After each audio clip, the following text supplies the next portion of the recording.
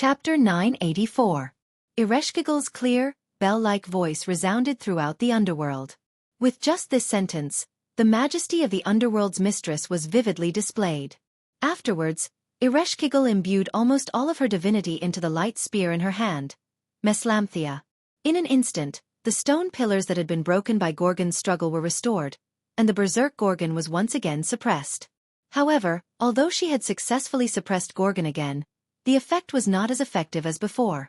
This was probably because Gorgon was currently under the threat of death. A large mouth split open on Gorgon's head, and an inhuman cry like that of a berserker came out from it. Gorgon's teeth, tongue, and other organs could not be seen in this mouth.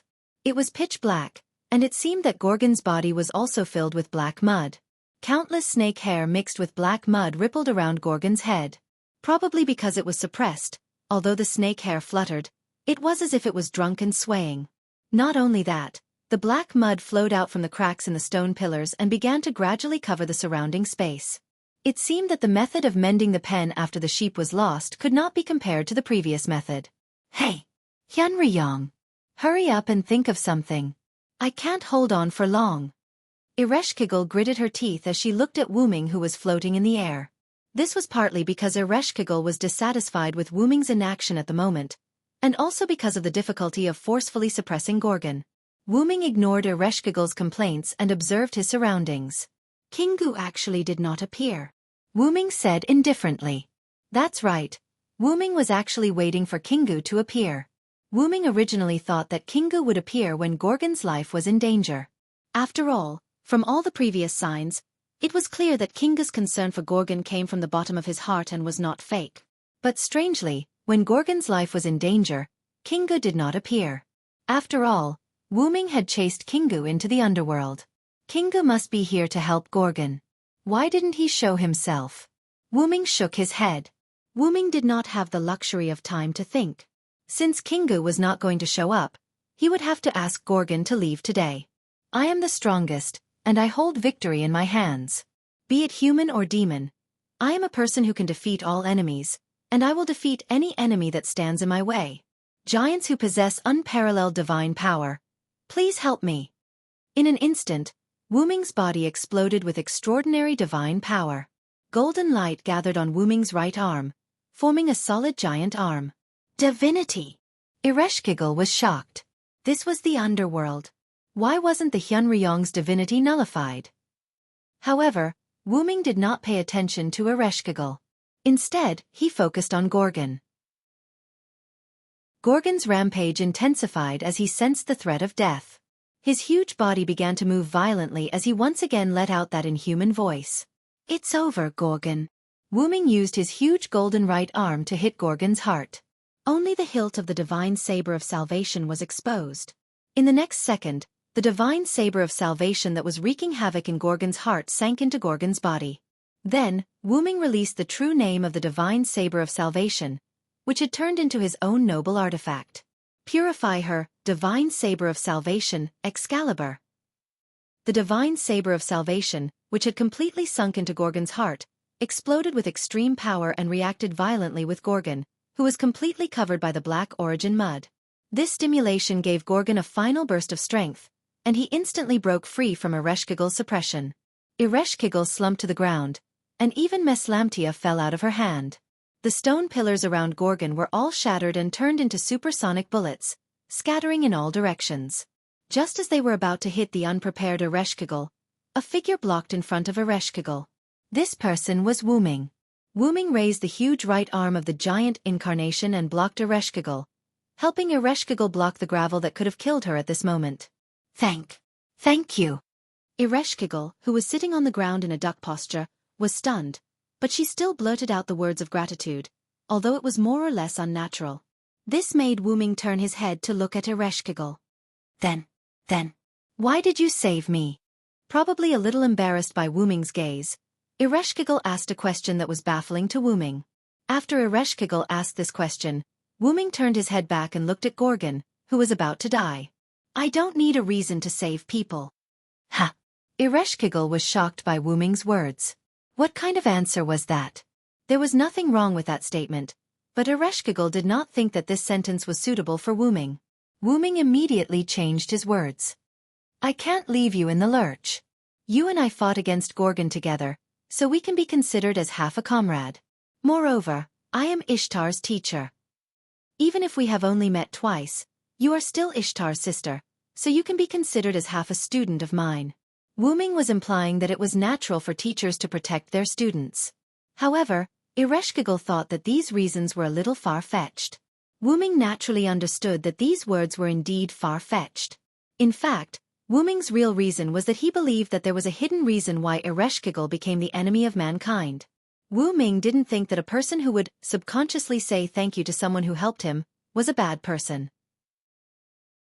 If such a person was a bad person, then those who really committed all kinds of crimes didn't even deserve to be called a bad person. Although Ming had a real reason, Ming would not say it out loud because it would be disrespectful to Ereshkigal. I think you were forced. I think you are a good person, so I chose to save you. If Ming said that, it would seem a little self-righteous. Although in Ereshkigal's opinion, Ming was already very self-righteous. In short, the reason was not important. Ming saved Ereshkigal, that was all. After understanding this point, Ereshkigal did not say anything else. Instead, she and Ming looked at Gorgon. Gorgon's final radiance had ended. The black mud that covered Gorgon's body and the divine blade of salvation that erupted from Gorgon's heart had all been destroyed. Gorgon appeared in front of Ming and Ereshkigal. Chapter 985. Hyunryong, you've won this time. As the saying goes, when a man is about to die, his words are kind. Gorgon, who was not a connate demon, was no exception. Gorgon, who realized that he was hopeless, did not have the viciousness of an avenger. Instead, he revealed the serenity of a young girl. At this moment, Gorgon's serenity reminded Ming of two people. One was Anna, and the other was naturally Athena in the God-Slayer world. It had to be said that the pseudo-three-eyed lowly had always been quite serene. In the end, Athena in that world was also Gorgon. After all, they were a trinity. The reason why Athena's clone in the God-Slayer world became a demon was because of the changes in the inheritance of that world. The gods in the God-Slayer world were bound by the inheritance of humans. Originally, they were powerful existences that were not gods. In order to protect themselves, humans used myths to bind these powerful existences.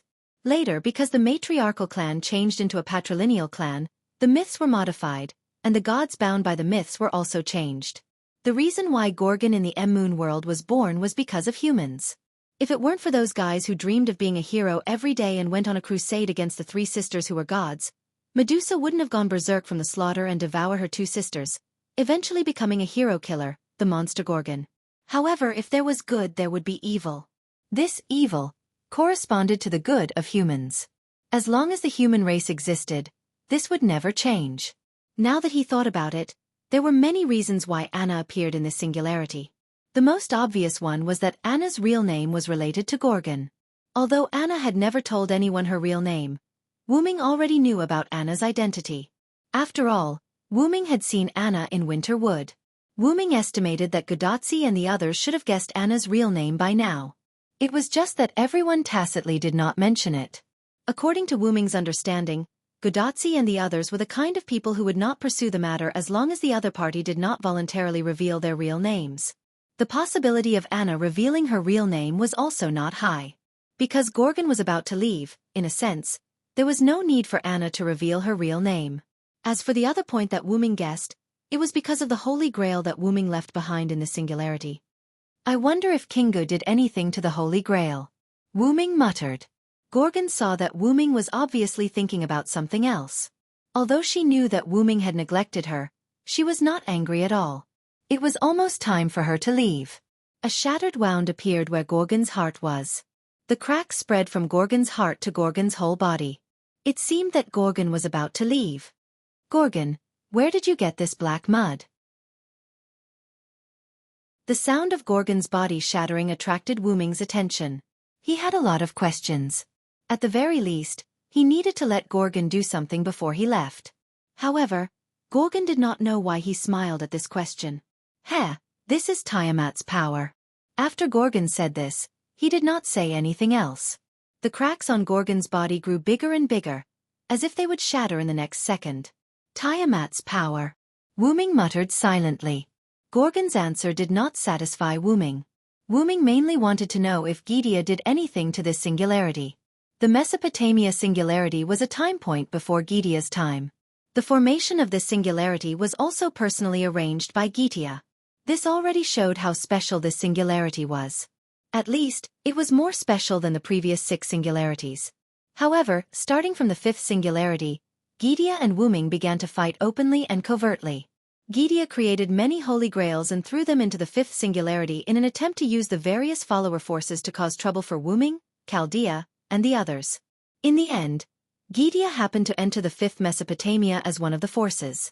In the end, not only did Gidia not cause much trouble for Wu Ming, Chaldea, and the others, but Wu Ming also found Gidia's hiding place and fought him. Although Wu Ming lost his body because of this, Gidia did not have it easy either. This was certain. However, because Wu Ming's body fell into another world, and because the flow of time in each world was different, Wu Ming was not in a hurry to find his body. At the very least, Gidia would take much longer to recover than Wu Ming. Probably because Gidia knew how powerful Wu Ming was, Gidia did not do anything to the 6th singularity. Gidia was also a smart person. If what happened at the 5th singularity was Gidia looking down on Wu Ming, then after the 5th singularity ended and Wu Ming came to fight with Gidia, Gidia no longer looked down on Wu Ming. He knew that his little tricks could not affect Wu Ming, so he simply did not care. The 6th singularity was like that. From Floro's words, Wu Ming vaguely learned that Gidia did not know that multiple demon god pillars had come to the 6th singularity. It could be said that this was completely done by Floro's and the other demon god pillars. However, Floro's probably did not expect to kill Wu Ming. Floro's was not stupid. At most, he wanted to stall for time. However, who would have thought that Wu Ming was serious about Floro's little trick this time? In the end, Floro's was stripped from the concept of the 72 demon god pillars, and was sealed into the Holy Grail by Wu Ming. In addition, Wu Ming and one of the strongest in the 6th singularity, Artoria, were old acquaintances. Moreover, he had the help of the crown assassin, the old man of the mountain, Hassan Sabah. Although the old man basically did not make a move, Wu Ming, who realized the principle of take advantage of the situation, found his body in the box world. Moreover, because of the long time in the box world, Wu Ming was about to reach adulthood. He was only one step away, which was a pleasant surprise. Wu Ming did not believe that Gidia was his opponent now. After the matter of the 7th singularity was over and all singularities were repaired, Wu Ming would settle the score with Gidia. In short, although Wu Ming did not think that Gidia would do anything to the 7th singularity, the black soil that Gorgon had made Wu Ming suspicious. But since Gorgon said that it was Tiamat's authority, then it might really be Tiamat's authority. Putting aside whether Gorgon knew about Gidia's matter, even if Gorgon knew, if Gorgon did not want to say, Wu Ming would not force him. Just like how Wu Ming knew that Gorgon did not know that Anna had descended as a servant, he would not tell Gorgon about Anna.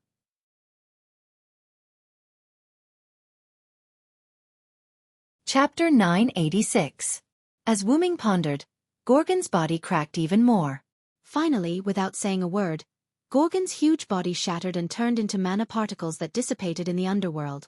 At this point, the magical beast goddess who had wreaked havoc in Mesopotamia for half a year was killed in an extremely aggrieved manner by having her heart pierced by an enemy while she was unprepared. At the same time, in the southwest forest, in the territory of the feathered serpent god Anna, who had been injured by fighting against Uxiu Mughar, suddenly looked in a certain direction in the north as if she had telepathically sensed something. The cloaked girl hugged her body with both hands and looked as if she did not know what to do. She muttered silently. Gorgon. In the underworld, Wu Ming did not feel proud or guilty about killing Gorgon. After all, even if they were to fight face to face, he could still kill Gorgon. It would just be a little more troublesome. It could only be said that it was a matter of luck. Who would have thought that Gorgon would come to the underworld? Who would have thought that Ereshkigal would join forces with Wu Ming? Who would have thought that Wu Ming would take advantage of Ereshkigal's restraining of Gorgon to send the divine blade of salvation into Gorgon's heart? This was the so-called time and fate. With a wave of his hand, Wu Ming took the divine blade of salvation into his hand and raised it high. Light once again shone on the underworld, but this time the light was gentler than before. When Gorgon broke free, some of the black soil flowed into the underworld. Wu Ming was responsible for dealing with it. No, it should be said that only Wu Ming, who who had mastered the power of the source, could completely eliminate the black soil. Ereshkigal, who was behind Wuming, once again fell into a daze because of the light shining on the underworld. After a short while, the remaining black soil of the underworld was cleaned up by Wuming. The light disappeared and Wuming put away the divine blade of salvation. Wuming turned around and looked at Ereshkigal, who was still sitting on the ground in a daze. "What are you doing? Why are you in a daze?" Wuming's words brought Ereshkigal back to her senses and she immediately lowered her head. Although the underworld was still dark, Wuming could still see Ereshkigal's red cheeks due to embarrassment. However, Wuming was also used to Ereshkigal's girlish behavior. She was much more pleasing to the eye than Ishtar. "Ereshkigal, what are you going to do next?" Ereshkigal was a little confused. What did he mean by, "What are you going to do next?" "Well, let me ask another question. Gorgon, one of the three goddesses, has left. I have also drawn the other pillar goddess to the human side. Now, you are the only enemy left. The alliance between the three goddesses has indirectly collapsed. Are you going to continue attacking the Uruk, or are you going to stop?" Ereshkigal was obviously stunned by Wuming's words. She had never thought about this question. After all, no matter who it was, humans were unable to resist the gods. Therefore, the end result would be a certain pillar goddess attacking the Uruk, seizing the Uruk's cup, and finally facing the attack of the remaining two goddesses. Just like Merlin's analysis of Godotzi and the others' narration before, the three goddesses would ultimately have to rely on force to decide the outcome. In the end, who would have thought that one of them would leave and another would be instigated, leaving Ereshkigal alone? You want to create a kingdom of death, right? Why would you have such an idea? Since the underworld existed, the souls of those who died in the battle in the past 6 months would come to the underworld. Not only that, but the people of Khazar City had also inexplicably died overnight. This was undoubtedly Ereshkigal's doing. And from the number of souls in the spear cages that Wuming had seen when he entered the underworld twice, those people must have been imprisoned there. It was obvious that Ereshkigal wanted to create a kingdom of death. Even if Wuming's guess was not completely correct, it was probably not far from the truth. Ereshkigal did not speak. Instead, she remained silent and slowly lowered her head. "Do you want to protect the humans? If the human body could not be protected, then at least the human soul could be preserved."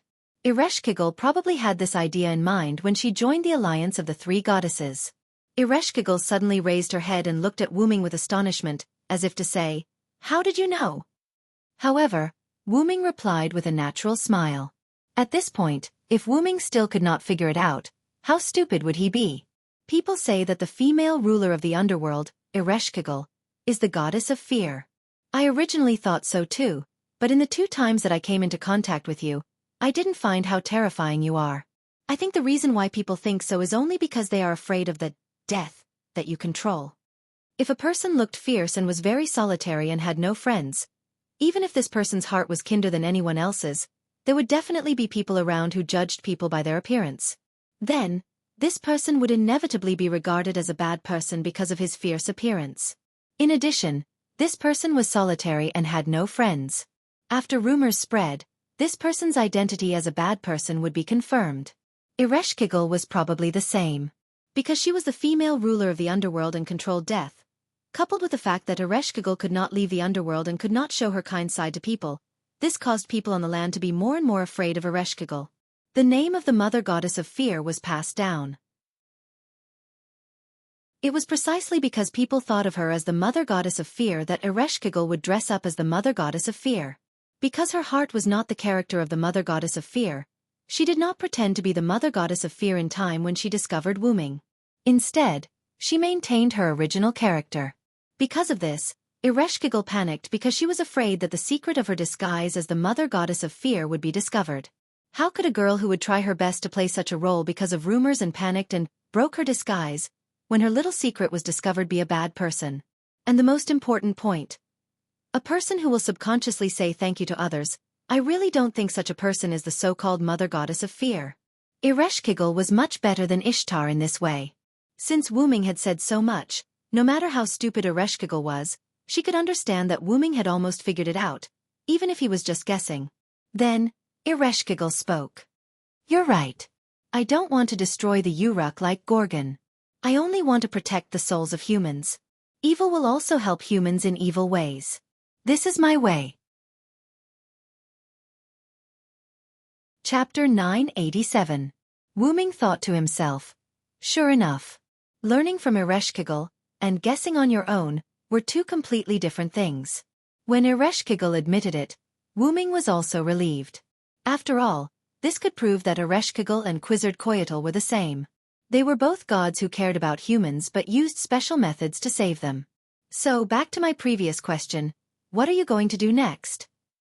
The only evil god in the Three Goddesses Alliance who wanted to destroy humans had already left, and the other good god had long been instigated by Wu Ming. In the Three Goddesses Alliance, only Ereshkigal was left.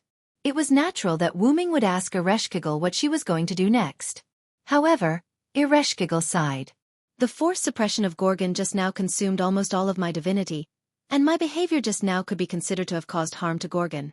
The covenant of the Three Goddesses Alliance is not something I can defy. At this moment, I am only able to survive because of the relationship between the underworld and me. If it was not for the connection between the underworld and me that allowed me to survive, you might not be able to see me. I think you should be very clear about this point. After all, in Ereshkigal's view, it was inconceivable that Wu Ming could not detect the changes in her now. Indeed, as Ereshkigal said, Wu Ming had actually been aware of the changes in Ereshkigal's body at this moment. The divinity in Ereshkigal's body had almost completely disappeared, and Ereshkigal's spiritual base had also become extremely fragile, as if it would break with a touch. Ereshkigal immediately asked, "Why don't you just kill me directly? Right now, I am extremely weak. After all, I am a member of the Three Goddesses Alliance, an enemy of mankind." What Ereshkigal meant was that once she was killed, there would be no follow-up troubles. There would be no need to ask what Ereshkigal was going to do next, and there would be no need to worry that Ereshkigal would continue to deal with the humans. After she was killed, the Three Goddesses Alliance would truly collapse, and the humans would be saved. This singularity would also be fine. It was simply a profitable business. However, Wu Ming shook his head. I can even spare the good gods who do evil, so why can't I spare the evil gods who do good? Ereshkigal was stunned. She knew that Wu Ming was comparing her to Ishtar. Indeed, although Ishtar was a good god, Ishtar often did some evil things. Although the degree of evil was not high, the sentence "do not do evil because it is small" was always useful. On the other hand, Ereshkigal was an evil god in name, but she joined the Three Goddesses Alliance to deal with the humans in a roundabout way. She thought that she could not save Mesopotamia, so in order to save the humans, she chose to collect the souls of the humans and store them in the underworld to save them. Ereshkigal's approach was somewhat similar to that of Artoria, who had the Holy Lance, but after all, they were different. After all, Ereshkigal only preserved the souls of the humans. Ishtar and Ereshkigal were different sides of the same divinity, so it was natural to compare them. The enemy of the humans is not the Three Goddesses Alliance. The only enemy of the humans is the goddess of warcraft. Ereshkigal and Quetzalcoatl did not join the Three Goddesses Alliance with the purpose of destroying the humans. They joined the Three Goddesses Alliance to help and save the humans. But, Gorgon has already been destroyed by you, right? Without talking about the goddess of warcraft, Wu Ming directly answered Ereshkigal on the other hand. Didn't I say that I am Ishtar's teacher, and you are Ishtar's sister, so you are also half my disciple? The mistakes made by the disciple should be corrected and made up for by the teacher. Although it is natural for the teacher to punish the disciple, your safety is also part of my responsibility. After knowing your secret, if I still choose to kill you, then it is really my fault. And if Ishtar knows about it, she will not forgive me. Regardless of whether these words were true or false, Wu Ming was not prepared to destroy Ereshkigal. Wu Ming's meaning was very clear, so how could Ereshkigal not understand? Suddenly, some tears appeared in Ereshkigal's eyes. This was the first time someone cared about her. But if Wu Ming knew what Ereshkigal was thinking, he would probably laugh it off. With Ereshkigal's EQ, which was raised as a young lady who did not know about the world because she stayed in the underworld for a long time, she probably would not realize that someone cared about her. For example, Ishtar, who was actually very concerned about her half. However, one was too arrogant and did not show any concern, while the other's EQ was too low and did not notice the other's concern. This caused both of them to not realize the other's meaning, which was really regrettable. And the most important reason. Then Wu Ming's tone changed. The goddess of warcraft is still alive. Huh? Ereshkigal was dumbfounded. Could it be that Gorgon was fake? Was that why Kingu did not come to save her? But that was impossible. Gorgon was completely real to Ereshkigal. How could he be fake? Then, Wu Ming answered Ereshkigal's doubts. The real goddess of warcraft is Tiamat. Ereshkigal was stunned. But, Wu Ming naturally knew what Ereshkigal wanted to say. She was just asking for the reason. The reason is that the fake Enkidu's body allowed me to kill Gorgon. Wu Ming's eyes narrowed. Huh? What kind of reason was that? I've seen Gorgon and Kingu a few times before. I can feel that Kingu cares about Gorgon from the bottom of his heart. It's not fake. Ereshkigal expressed her opinion. Oh, you also call the fake Kingu? Ereshkigal understood what Wu Ming meant. Of course, she knew that the fake Kingu was not the real goddess of warcraft. That's what he calls himself. Let's just call him that for now. Ereshkigal sighed helplessly, probably because she felt helpless about Wu Ming's seriousness. Then let's call him Kingu. It didn't matter if he called the fake Enkidu or Kingu. After all, it was just a small matter. There was no need to harp on it. The key was the relationship between Kingu and Gorgon. As you said, Kingu's feelings for Gorgon are real. Then why did Kingu allow Gorgon to leave? Wu Ming followed Kingu into the underworld, but Kingu was nowhere to be found. This was very strange. Ereshkigal was speechless. Indeed, Kingu's feelings for Gorgon were real. But if that was the case, why did Kingu abandon Gorgon? The only answer is that Kingu's feelings are not for Gorgon, but for the goddess of warcraft. Chapter 988. It was obviously wrong to say that Gorgon, who held part of Tiamat's authority, was not the goddess of magical beasts. However, it was also wrong to say that Gorgon was the goddess of magical beasts, because Gorgon did not have the authority to give birth to magical beasts. Gorgon had only borrowed Tiamat's authority. That was why Kingu often called himself the son of the goddess of magical beasts, and not Gorgon's son. Even if Gorgon is dead, the goddess of magical beasts is still alive. That's why Kingu abandoned Gorgon. The underworld extended in all directions, and there were many stone pillars and bridges. It was not difficult to circle around Wu Ming and return to the surface. Meanwhile, Wu Ming was chasing after Gorgon and Fun Baba, and neglected Kingu. Ereshkigal was suppressing Gorgon at the time, so it was normal that she did not notice Kingu's location. Ereshkigal closed her eyes for a few seconds before opening them again. There is no sign of Kingu in the underworld, only a trace left behind by him. Ereshkigal was, after all, the ruler of the underworld, and it was not difficult for her to detect the creatures in the underworld. It's just as you said. Kingu abandoned Gorgon. Ereshkigal could not help but sigh. Although they were on different sides, Ereshkigal felt a little sad for Gorgon. No matter how many excuses he had, Kingu betrayed Gorgon. Betrayal was the only thing that made one's heart turn cold. This was a topic that no matter which dynasty, whether human or god, would sigh endlessly. Then, Ereshkigal realized a problem. Wait! If the goddess of magical beasts is not Gorgon, but Mother, where would Mother be hiding? The Mesopotamia looked very big, but it was only a small area. The surface of the Mesopotamia was divided according to the forces, and most of the underground was occupied by Ereshkigal's underworld and Zhuge Kongming's noble phantasm. Tiamat's body was extremely huge, and it was said that her body was that of the dragon god. There was no place for her to hide. There was another important point. Tiamat was once exiled by the gods into the void, and it was not a place where one could casually come and go. If Tiamat could come out of the void, she would not have come out at the end of the gods' era. Ereshkigal's words reminded Wu Ming of the Persian Gulf. The dream he had about Tiamat was that he was in an ocean full of black mud. At that time, Wu Ming fell asleep near the Persian Gulf, and the Persian Gulf was connected to the Indian Ocean. It was easy for it to accommodate Tiamat's legendary huge body. Therefore, Tiamat was most likely hiding in the Persian Gulf. At the very least, she was hiding in the virtual space of the Persian Gulf. However, Wu Ming agreed with the former. Tiamat will definitely come out of the void. There is no doubt about that. Tiamat's authority was not so easy to take. If Tiamat was still in the void, even with the help of the Holy Grail, Gorgon would not be able to bless himself with Tiamat's authority. Wu Ming guessed that it was probably because of the collapse of human reason, coupled with Gidea's tricks, such as borrowing the power of the Holy Grail, that Tiamat successfully escaped from the void. For some unknown reason, she was sleeping somewhere in this world. Kinga was either simply there to meet up with Tiamat, or he was there to awaken the sleeping Tiamat. Wu Ming believed that it was the former. The black mud only appeared on Gorgon's body, and it did not invade the land. This means that Tiamat definitely hasn't come to this land yet, or she is also sleeping. In this regard, Ereshkigal nodded in agreement. If Tiamat had appeared in Mesopotamia, perhaps humanity would have been finished long ago, and they would still be able to resist for half a year. As the only native god in Mesopotamia's Sumer pantheon, it could be said that no one understood Tiamat's power better than Ereshkigal.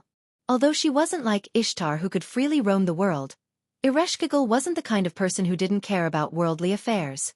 Ereshkigal was indeed quite reclusive, but not to mention that the garrulous spirit would bring her news of the surface, as her divine authority peddling, would also tell Ereshkigal stories of the surface from time to time, whether it was about humans or gods. Otherwise, if Ereshkigal had stayed in the underworld for tens of thousands of years, she wouldn't have gone crazy from boredom. At the very least, Ereshkigal wouldn't be like a young lady who lived in a boudoir like she was now. It had to be said that time could erase the soul of an intelligent creature, but it could also erase the soul of a god. It was rare for Ereshkigal, who could only stay underground and endure the curse of being imprisoned, to have the temperament of a young lady. If Ishtar and Ereshkigal were to exchange identities, perhaps Ishtar would be imprisoned for a long time and her soul would collapse and become an evil god. Of course, this was only an if. After all, Ishtar's personality was cultivated. If they were to exchange identities from the beginning, the outcome would be unpredictable. All in all, Ereshkigal was a god after all. Even if she didn't understand the affairs of the humans on the surface, she wouldn't and could not understand the affairs of the gods. Gods wouldn't change for millions of years, unlike humans who would change dynasties in less than 100 years or even a dozen years. The mother has an ability called amino geese, also known as cell coercion. It can transform the captured life forms into creatures that will completely obey the mother's orders and become the enemy of humans. This is the mother's most powerful and terrifying ability. Hearing Ereshkigal's explanation, Wu Ming felt that this was similar to the black root mud. This was probably why Ereshkigal could still remain calm after Gorgon admitted that the black root mud was Tiamat's authority. However, Ereshkigal didn't know that the black root mud in Gorgon's body was the black root mud. Wu Ming wouldn't mistake it. What was strange was that Gorgon clearly possessed the black root mud, but Gorgon said that it was Tiamat's authority. After all, Ereshkigal was a cornerstone that had been in the underworld since birth. It wasn't surprising that the black root mud Gorgon mentioned was Tiamat's authority. It could only be said that either Gorgon was lying, or Tiamat possessed the black root mud. In other words, her own authority had fused with the black root mud, which had a very similar effect. This wasn't good news. Chapter 989. After all, Wu Ming was not a native god of Sumer. Naturally, he did not know about Tiamat's crazy ability. But after Wu Ming thought of his trump card, he was relieved. After all, there was no need to panic. Wu Ming looked at Ereshkigal again. Move the underworld to a safe place. This way, Tiamat will not endanger you. As long as the underworld was moved to the north or below the mountains, as long as the underworld was not connected to the surface, Tiamat would not affect Ereshkigal underground. However, Wu Ming's words made Ereshkigal unhappy. I am also on the side of humans. Don't think of me as the same as Ishtar. Hearing Ereshkigal's complaint, Wu Ming could not help but smile. First of all, Ereshkigal did not understand Ishtar. Ishtar would not run away at such a critical moment for the survival of humans. Probably in Ereshkigal's mind, Ishtar was the greedy goddess who was addicted to treasures and overestimated herself. Second of all, Wu Ming also felt gratified for Ereshkigal. Ereshkigal's words also represented that Ereshkigal had answered Wu Ming's question. In short, it was good that Ereshkigal had the heart. Anyway, she could not do the specific thing. After all, you can't leave the underworld. There's no doubt about that. This was a hard point. Moreover, your spirit base is now so fragile that it can be broken with a light touch. Wu Ming's meaning was clear. Ereshkigal could not even protect herself. How could she help others? Ereshkigal once again fell into a state of embarrassment and blushed. This was something that couldn't be helped. After all, Wuming was right. Just stay in the underworld obediently. When the surface can't hold on any longer, I'll come to you for help. At that time, you won't be able to refuse even if you want to. Wuming said jokingly. Then, in a flash, he appeared on top of Fan Baba. Remember to release the souls of the citizens of Kuza. Their bodies are still intact in the bottom level of the Uruk's divine tower. As for those who died in battle, they were truly dead. Even if their souls were released, they could not be resurrected. Alright, I got it. Probably no one had ever treated Ereshkigal so rudely before. This made Ereshkigal a little uncomfortable. She didn't even know how to react. But at the same time, Ereshkigal felt a little inferior to herself. Her whole face showed an "I'm very sad" atmosphere. Wuming, who was sitting on Fan Baba's back, saw Ereshkigal's expression. He didn't know whether to laugh or cry. Ishtar was a little childish.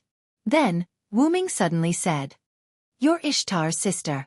No matter what, you have to be more elegant than Ishtar." Elegant? Ereshkigal silently analyzed this word. While Ereshkigal was analyzing elegance, Wuming silently chanted a sentence. "With my spirit of speech, let the justice of the world appear." A golden short sword appeared in Wuming's hand. Since Ereshkigal was not confident, then he would help her. After all, he was half a disciple. Then, Wuming stabbed himself with the golden short sword. Oh! Ereshkigal was so scared that she couldn't speak. Was he trying to commit suicide? But then, Ereshkigal found a new problem. Why can you still use your authority in the underworld? Ereshkigal could feel that the golden short sword in Wuming's hand was a god's authority. But this was the underworld.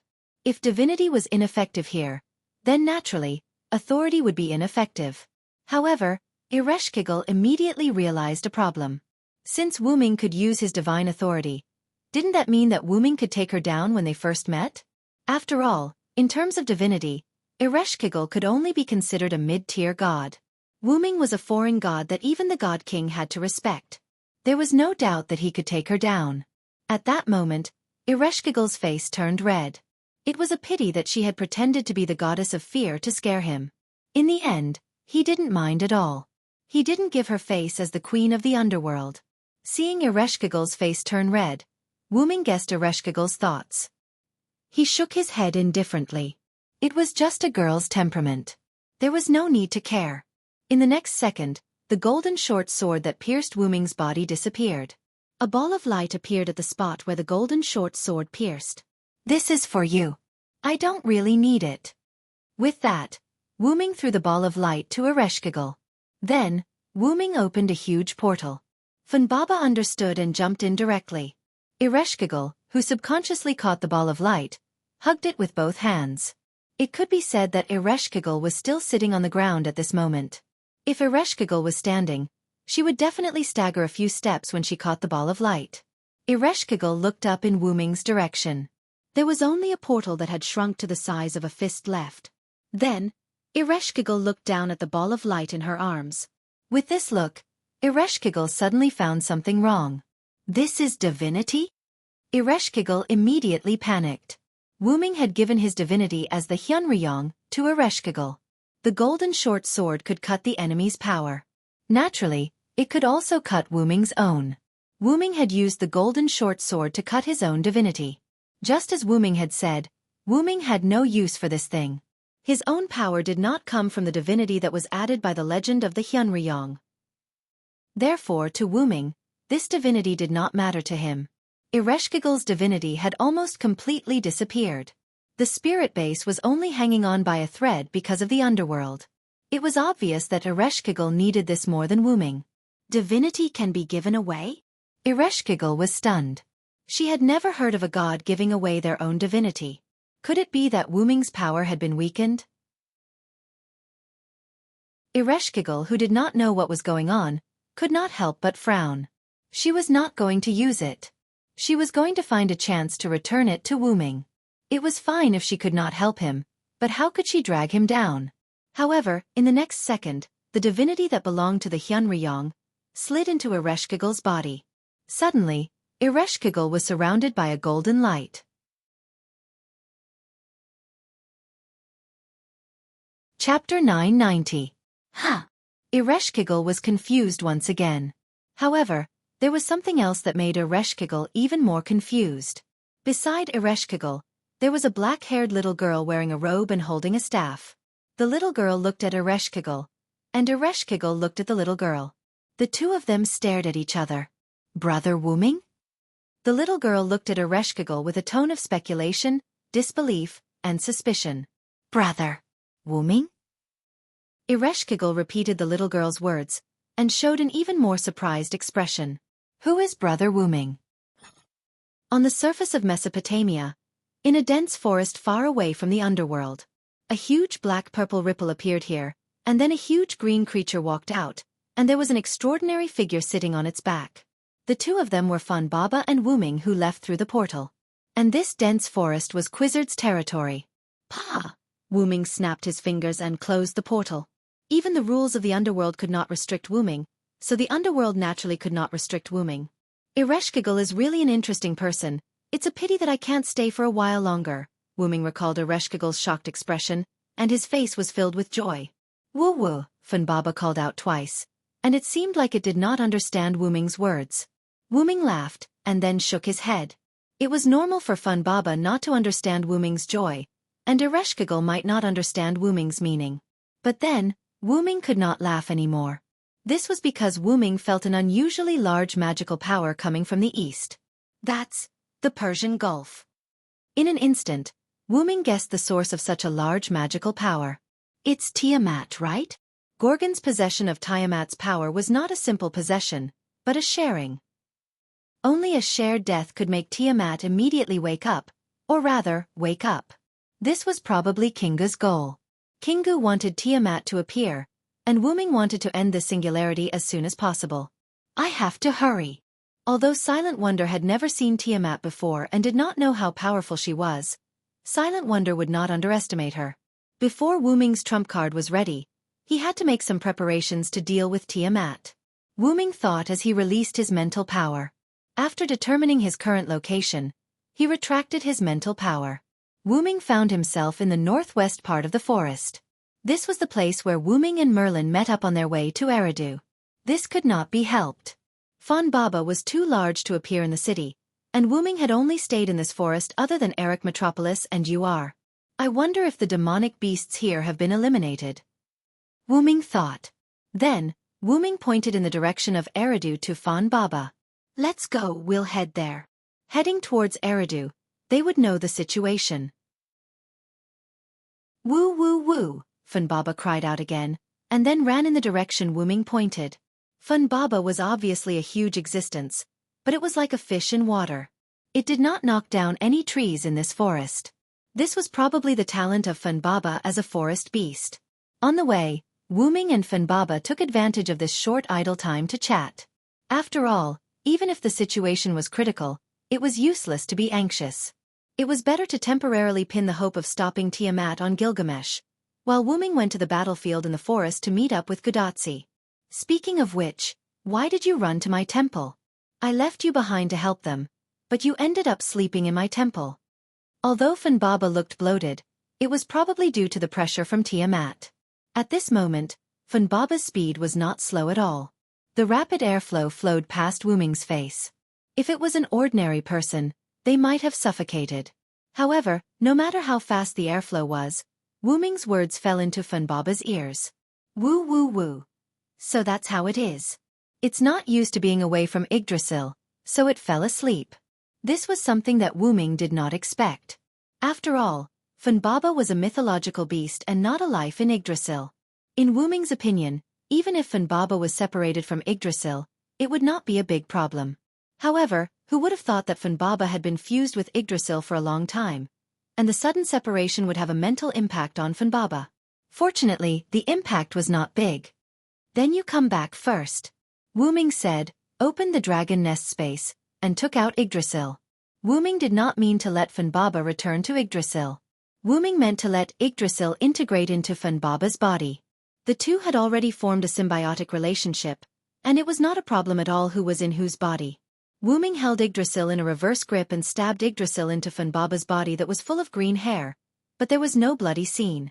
The moment Yggdrasil came into contact with Funbaba, it turned into energy from the spearhead and integrated into Funbaba's body bit by bit.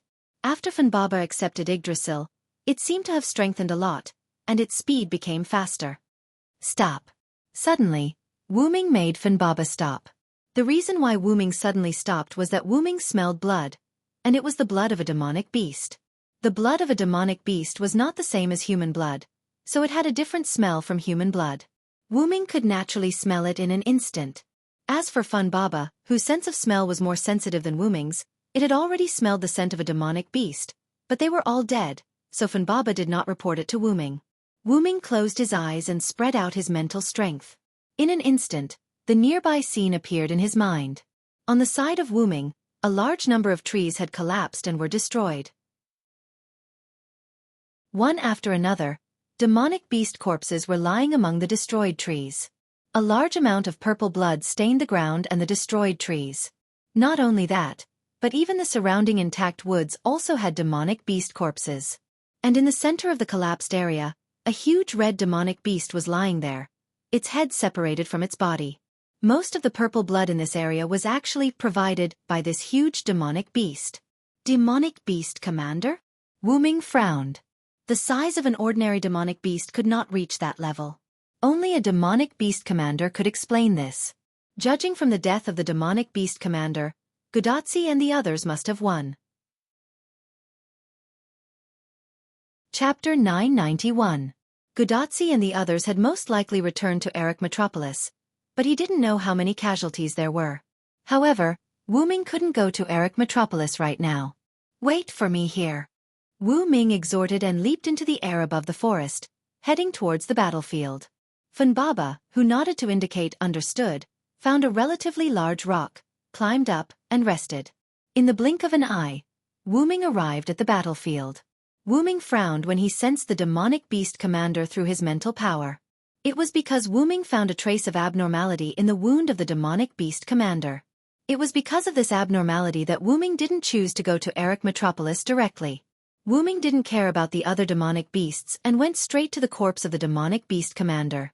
After inspecting the monster's corpse, Silent Cry found that there was a trace of death aura around the wound on its head. This aura was very similar to the aura of the underworld. Wu Ming, who had just left the underworld, wouldn't be mistaken.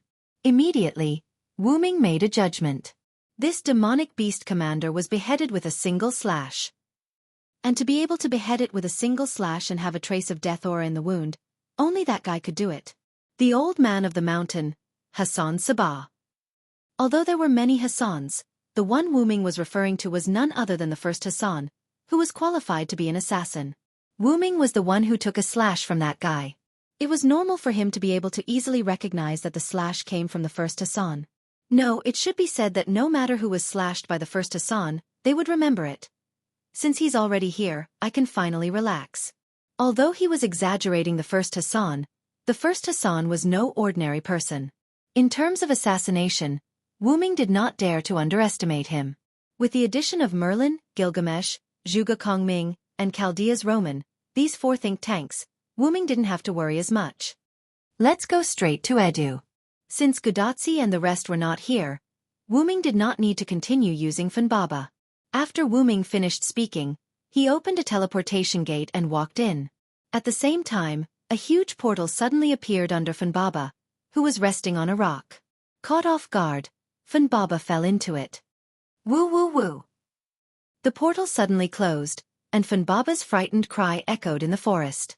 Near Eric Metropolis, in the Feathered Serpent Temple, two portals, one big and one small, opened.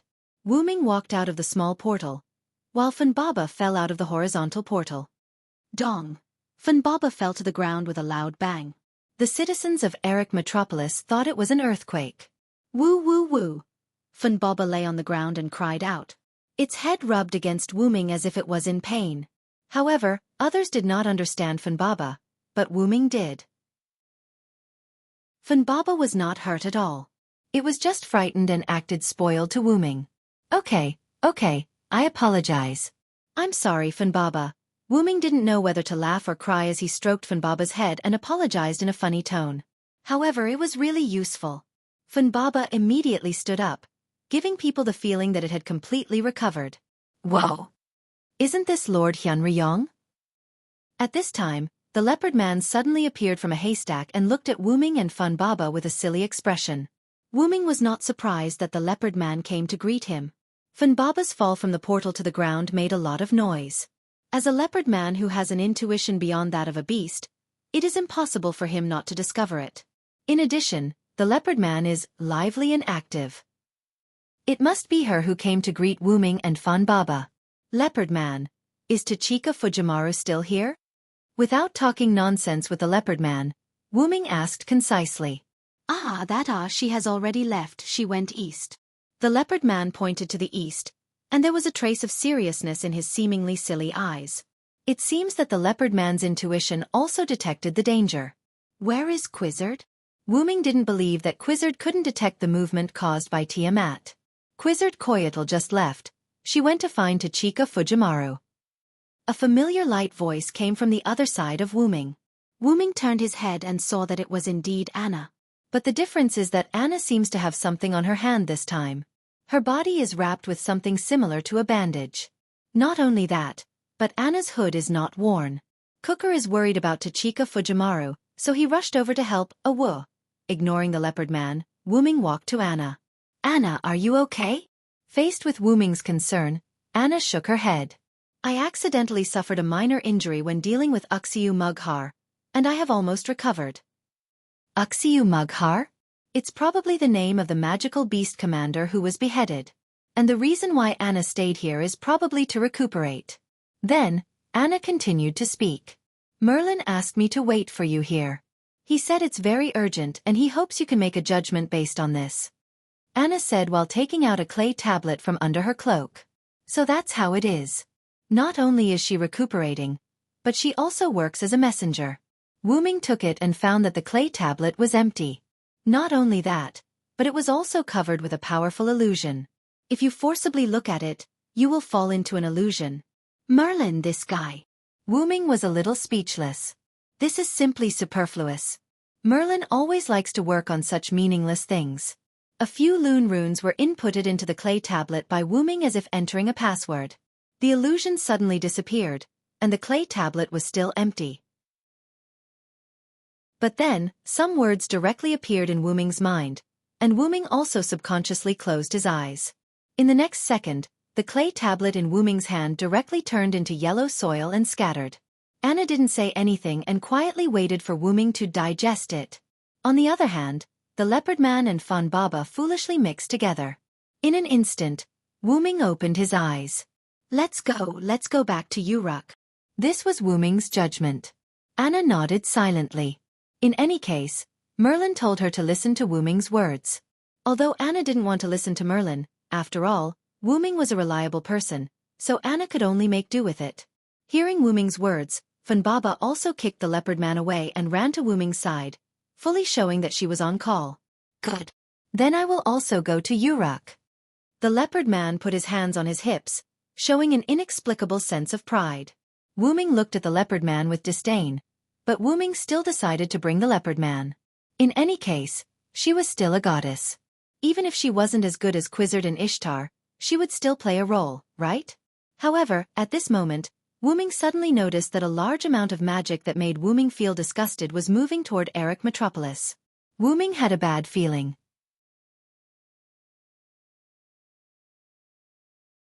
Chapter 992.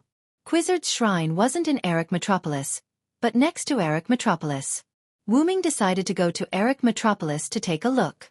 After all, the magic power made Wuming feel uneasy. If Wuming, the leopard man, and Anna left just like that, the citizens of Eric Metropolis might be in danger. Wuming turned to look at the leopard man, who had the sharpest senses. At this moment, the leopard man narrowed his eyes and looked in the direction of Eric Metropolis. It seemed that the leopard man had also noticed the disgusting magic power. Let's go to Eric Metropolis first. Eric Metropolis. The citizens of Eric Metropolis were living their lives day after day. Although they were living in fear for a short period of time because of Quizzard, Eric Metropolis had returned to its previous daily life because of Wuming pulling the feathered serpent god into his group.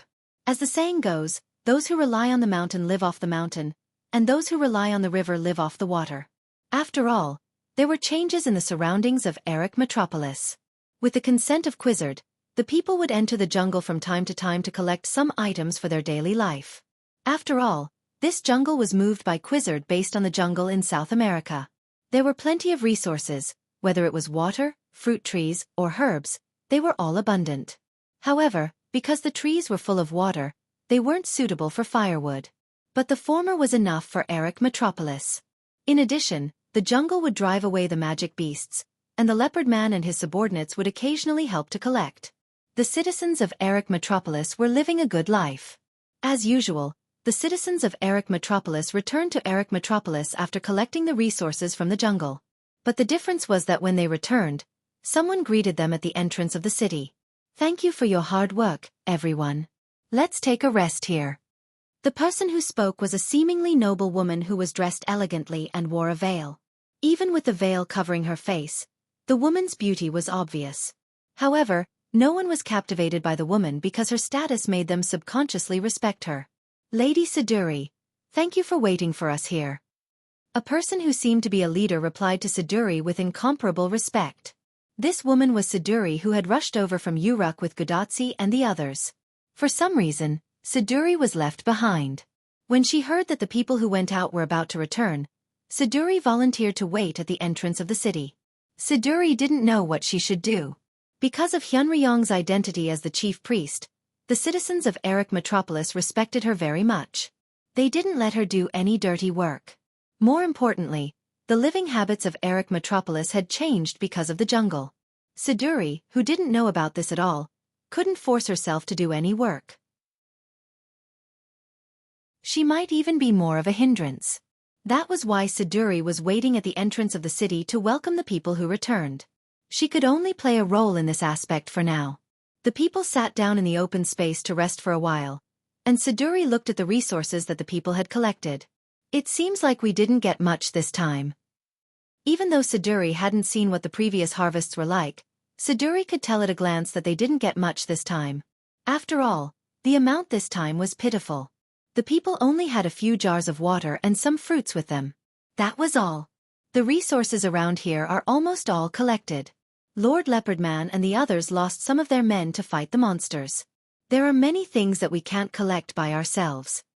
Although they didn't get much, the leader's face was full of gratitude and guilt. Not only the leader, but the others were also the same. They were not uncivilized people. They were protected by the forest and the gods, and they were able to obtain resources that they had never seen before. The most important thing was that they were able to survive in this land that was filled with magical beasts. Just this last point alone was enough to satisfy them. That was why they were so grateful. As for the guilt, it was because many of the orcs under Leopard Man died in the battle with the monsters. After all, they were fighting the monsters for Eric Metropolis, so it was natural for them to feel guilty. All right, it's all in the past. Organize the resources and go back to see your families. Yes. Lord Siduri. Siduri was like an angel. The fatigue of the people who went out to collect resources was instantly cleared away. However, at this moment, a clacking sound suddenly came from the dense forest behind them. Everyone turned their heads to look. They really couldn't imagine what could make such a strange sound. It couldn't be a monster or an animal because such a sound couldn't be made by living creatures. The trees in the jungle began to shake, and the bushes rustled. A brave citizen of Eric Metropolis walked over with a knife in his hand. He was about to check it out when he arrived in front of the bushes. But in the next second, a pitch-black cone-like object suddenly pierced the man's chest. In an instant, the man's chest was pierced, and blood spurted out. Then the thing that pierced the man's chest walked out. Everyone present was shocked. What kind of strange thing was this? A pitch-black creature with arthropods appeared in front of them. Its head did not have any facial features, only a slanted mouth. A large red snake head dangled out of its mouth in an extremely disgusting manner. Its mouth full of neat white teeth did not make people feel at ease, and together with its pitch-black body, it made people feel extremely disgusted.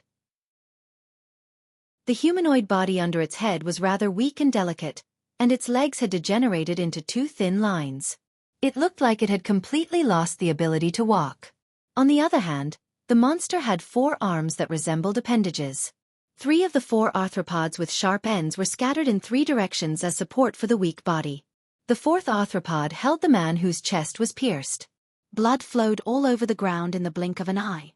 The people who were struggling before were basically motionless now. Some words that people couldn't understand came out from the mouth of this strange thing that they had never seen before. Everyone who heard it felt uncomfortable. Coupled with the appearance of this unknown thing, it was a complete visual pollution. There was no doubt that the demonic beasts were wreaking havoc on this land. Although the people of Eiladu were protected, it was precisely because of this that they had nowhere to vent their frustrations unless they went to the battlefield. Their nerves were now extremely sensitive and tense. And now, their tense nerves seemed to have been cut by this visual pollution. Many people felt despair, fear, and terror in their hearts. And in the next second, this fear intensified. Chapter 993. The corpse of the impaled citizen slid off the forelimb of the unknown creature. However, in the next second, a monster that looked exactly like the unknown creature broke out of the cocoon and absorbed the corpse along the way. What is this? The scene before them made many feel despair towards this monster that was full of mental corruption. Out of fear, the weapons in their hands fell to the ground. Siduri looked uneasy. It was too late to retreat and seek help from the Quetzalcoatl god and the leopard man. Moreover, it was not just these 2 creatures. More and more unknown creatures walked out of the dense forest in front of them. There were hundreds of them. Now, everyone understood where the clacking sound came from. It was the footsteps of these unknown creatures. Everyone was stunned by the scene before them. The unknown creatures did not move. They just looked at them like a cat looking at a mouse. "We're done for. Run!" It was unknown who said this, but surprisingly, this sentence caused everyone to react and run towards the city behind them. The dark unknown creatures moved as well. They were like cats that saw the mouse moving and were ready to hunt it down. Everyone, hurry to the Quetzalcoatl god's temple. Siduri did not move. Instead, she shouted loudly. She told everyone to stay calm when they lost their cool. Then, Siduri rushed towards the monsters. "At least we have to buy some time." There was one thing that Siduri knew very well. There was no time to escape. Against so many dark monsters, the Quizzard god and the leopard man would not be able to save them. If that's the case, let me buy some time. Even if it's just for a second. This was Siduri's thought. In this situation where the chances of survival were extremely low, Siduri hoped that she could be the cornerstone to buy some time for others to live. ZZLWSJDL. The monsters spoke in a language that the humans could not understand. They split into 2 groups. Some of them surrounded Siduri, the weak human who had rushed over, while the others chased after the people who were running away. NWSMBTZ. NWSMBTZ. The monsters surrounded Siduri, as if they were questioning her why she did not run away. They kept repeating the same sentence. Siduri could not understand the language of these monsters. She could only suppress her trembling body, clasped her hands in front of her chest, closed her eyes and prayed. "Lord Hyunryong. K. JTBCWMDTL. K. JTBCWMDTL. The monsters raised their sharp forelimbs, as if they were performing some kind of ritual, and collectively stabbed their forelimbs at Siduri. However, the pain did not reach Siduri's body. Instead, the sound of the weapon piercing into the flesh reached Siduri's ears. "Puchi! Puchi! Puchi!" Siduri boldly opened her eyes. The pitch-black monsters around her were all paralyzed on the ground. There were weapons pierced through their bodies.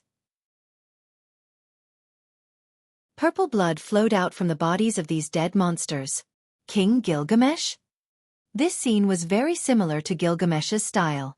After all, in Siduri's memory, only Gilgamesh, who had the Gate of Babylon, could do this. Unfortunately, Gil did not come. A familiar voice entered Siduri's ears. Siduri could not help but raise her head, and then she saw Wuming attached to the air. "Lord Hyunryong?" Wuming waved his hand, and the weapons that killed the pitch-black monsters all flew into the illusory grids that appeared one after another behind Wuming, and the bodies of the dead monsters also turned into dust and dissipated. Siduri finally understood that those weapons were released from the grids behind Wuming. This was the same method as Gilgamesh, as expected of a master and disciple. Siduri thought so. That's right. Lord Hyunryong, there are still some monsters heading towards Eric Metropolis? Siduri immediately reacted and looked at Wuming pleadingly. Don't worry, Funbaba, Leopard Man, and Anna are all in the city. These things won't cause any trouble. Just Funbaba alone was able to annihilate these unknown monsters without any casualties. Their physical strength wasn't that high, and they had no idea what they were. Wuming jumped down from the air and grabbed a handful of dust that disappeared from the monsters in his hand. This is God's clay? Enkidu's body was made of God's clay, so there was no reason why Wuming could not recognize God's clay. God's clay? Siduri could not help but be shocked. Siduri naturally knew that Enkidu was made of God's clay. However, she really did not expect these murderous monsters to be of the same origin as Enkidu. Looks like this is Tiamat's doing. Wuming really could not think of anyone else who could create such monsters, other than Tiamat. Siduri, immediately go into the city and find Funbaba. Ask Funbaba to surround the entire Eric Metropolis with vines to prevent such monsters from appearing again. Also, help me tell Leopard Man and Anna to temporarily stay in Eric Metropolis as a precaution. Siduri was worthy of being Gilgamesh's assistant. After hearing Wuming's task, her trembling body immediately stopped. Yes, Lord Hyunryong, I will go tell them now. Siduri immediately ran towards the city, but just as she moved, Siduri stopped again. Lord Hyunryong, what are you going to do? Siduri was not a fool. Since Wuming asked her to inform Funbaba and the others, it meant that Wuming had something to do and had to leave. Wuming turned to look at Siduri and said concisely, I'm going to UR City to take a look. UR City and Eric Metropolis were the only two cities left in the jungle. It did not mean that the people in the other cities in the jungle had died. These people had gathered in UR City and Eric Metropolis and were protected by Quizzard's reign of terror. It was not until Wuming roped in Quizzard that the two cities returned to normal. Moreover, UR City and Eric Metropolis were cities not far from the Persian Gulf. If these monsters all landed in the Persian Gulf where Tiamat was, the monsters may have also attacked UR City. Wuming, who had been to UR City, directly came to the entrance of UR City with a portal. Wuming used his telekinesis to fly into the air and overlooked UR City. It could only be said that as Wuming expected, the dark monsters in the city had begun to hunt humans. Wuming even saw two humans fighting in the encirclement of monsters. Obviously, these monsters were holding a game. A game with simple rules but extremely disgusting. Chapter 994. Letting two people duel and telling them that only one of them could survive. Otherwise, both of them would die. The former's promise and the latter's threat allowed both parties to duel without any qualms. This could be said to be a vivid depiction of the ugliness of human nature. To be honest, Wuming hated this kind of game. There were only two outcomes to this kind of game. Either the victor would survive, or there would be no survivors. Obviously, the game of these monsters was the latter. The victor would also be killed. The winner, who had already killed his opponent before Wuming arrived, sat on the ground, paralyzed. After he recovered, he stood up and looked at the monsters around him with excitement. At this moment, he felt the joy of being able to live in his heart. However, the monsters around him surrounded him and raised their forelimbs, ready to kill the winner. Why? I won. I won. I listened to you and killed him. Ah! The victor let out a voice that fell from the peak of hope into the valley of despair. His face was crumbling. Obviously, these monsters let two people duel for the sake of pleasure.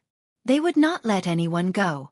It had to be said that this was very suitable for the monsters. Only monsters could have such twisted pleasure that it made people want to vomit. The meaningless killing instantly made Wuming furious. With a furious expression, Wuming waved his hand. Countless chains extended from Wuming's sleeves. The sharp chains flew towards the monsters in Wuming's sight. Poochie, Poochie, Poochie, Poochie, Poochie, Poochie. In an instant, the sound of weapons piercing through flesh could be heard. All the monsters in Silent Cry's line of sight were pierced through by the heavenly lock, which was the weak point of most creatures. These monsters turned into ashes and dissipated. Sir, Hyunryong. Seeing that Wuming had saved his life, the winner immediately knelt down and thanked Wuming. Not only him, many people in UR City who were about to be killed were also saved by Wuming. They all knelt on the ground, praying and thanking Wuming sincerely.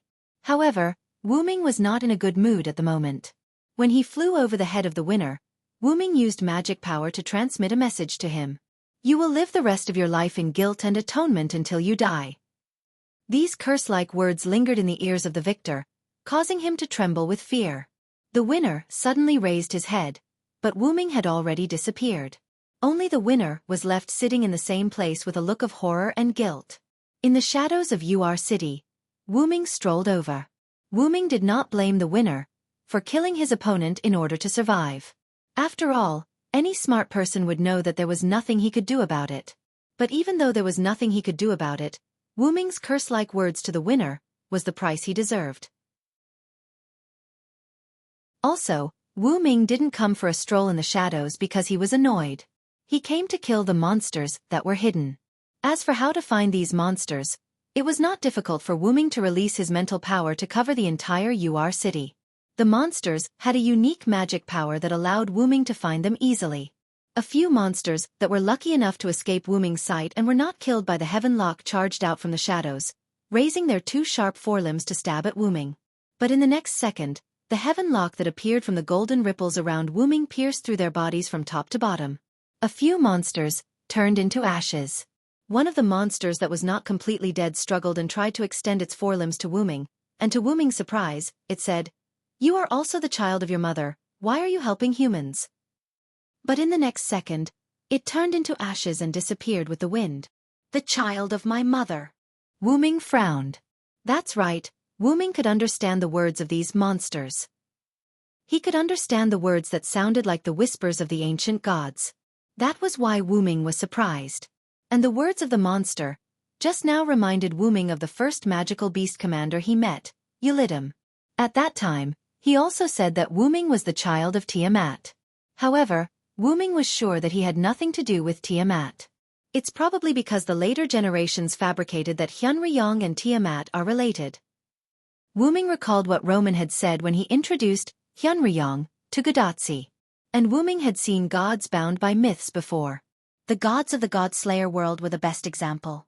It was probably because the mysterious Hyunryong was believed by the later generations to be the son of Tiamat, that Wuming's identity as Hyunryong was believed to be Tiamat's son by the magical beasts. Boring. Wuming could only give this sentence. Who would want to be brothers with magical beasts? Moreover, these monsters might also be Tiamat's children. Coupled with the game of the monsters just now, Wuming felt disgusted at the thought of being brothers with these monsters. Wuming used his open mental power to explore UR City. After confirming that all these monsters were killed, Wuming withdrew his mental power and used the connection between Wuming and Yggdrasil to inform Funbaba to come to UR City after building the protective shield of Eric Metropolis. Then, Wuming opened the portal and walked directly in. At the gate of the Hyunryong shrine outside Uruk, black-purple ripples appeared, and Wuming walked out. I haven't been here for a long time. Looking at the gate of the shrine, Wuming sighed. But now was not the time to sigh. Wuming suddenly released his mental power and instantly enveloped the whole place. Just as Wuming expected, there were indeed sporadic monsters appearing in Uruk. Not only that, but there were also a few ugly magical beasts with wings that Wuming had never seen before. They were probably the winged mermaid Kururu. Although the number of Kururu and monsters was small, without a servant, they were no match for these two creatures that they had never seen before. And the monsters also had the ability to turn the people they killed into monsters. If they were given enough time, perhaps the whole Uruk would fall. I don't know how Baby and Godatsi are doing. There were still a lot of magical beasts on Baby's side. Leonidas and the others couldn't spare any time. Since Godatsi and the others weren't in the city, there was no doubt that they must have met up with Ishtar near the Persian Gulf. I have to hurry up. As for what time to hurry up, naturally, it was the time to release the backup.